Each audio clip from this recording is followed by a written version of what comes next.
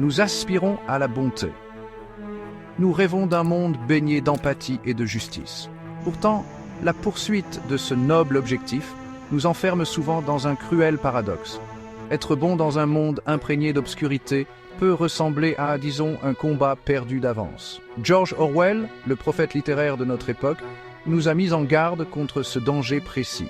Il a entrevu un avenir où la frontière entre le bien et le mal serait floue, où la vérité deviendrait victime de la commodité. Les mots d'Orwell résonnent aujourd'hui plus que jamais.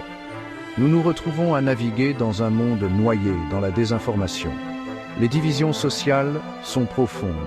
Les fondements même de la vérité et de l'intégrité semblent s'effondrer autour de nous. Comment une seule personne, aussi déterminée soit-elle, peut-elle espérer rester bonne face à une telle obscurité? C'est le paradoxe d'Orwell, une lutte pour le bien à une époque de chaos croissant.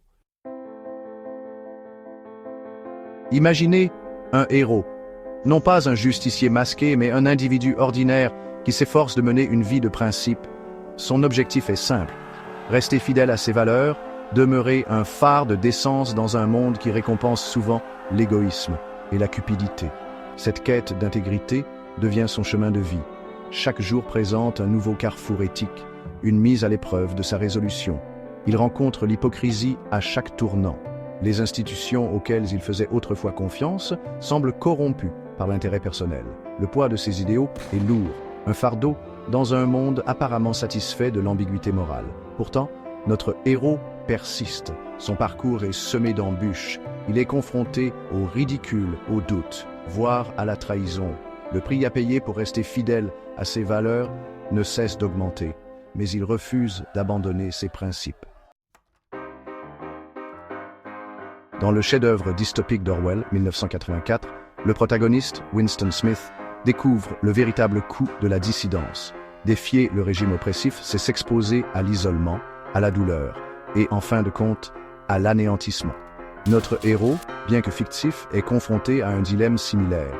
Dire la vérité au pouvoir, dénoncer l'injustice, peut avoir de graves conséquences. Ses amis et sa famille peuvent ne pas comprendre son engagement indéfectible envers l'éthique. Il risque d'être qualifié de naïf, d'idéaliste, voire de perturbateur. Le monde, semble-t-il, préfère le conformisme, même s'il se fait au détriment de la conscience. La pression pour faire des compromis s'accroît. Peut-il maintenir ses idéaux sans s'aliéner tout son entourage? Peut-il survivre et même s'épanouir dans un monde qui semble déterminé à le briser? Oh, le paradoxe d'Orwell n'est pas une prophétie de malheur inévitable. C'est plutôt un avertissement brutal et un puissant appel à l'action. La lutte pour le bien n'est jamais facile. Elle exige une vigilance constante, un courage inébranlable et une volonté d'aller à contre-courant. Le parcours de notre héros, bien que fictif, nous le rappelle avec force. Nous avons tous un rôle à jouer pour façonner le monde dans lequel nous voulons vivre. L'indifférence n'est pas une option. Le silence n'est pas la neutralité. Être témoin d'une injustice et rester passif, c'est devenir complice de sa perpétuation. Nous devons adopter le message d'Orwell comme un cri de ralliement. Remettre tout en question. Défier le statu quo. Ne jamais permettre à la peur ou à l'apathie d'éteindre la flamme de votre propre intégrité. Soyons la génération qui choisit le courage plutôt que le confort, la vérité plutôt que la tromperie et la bienveillance plutôt que l'indifférence. Le choix, comme toujours, nous appartient.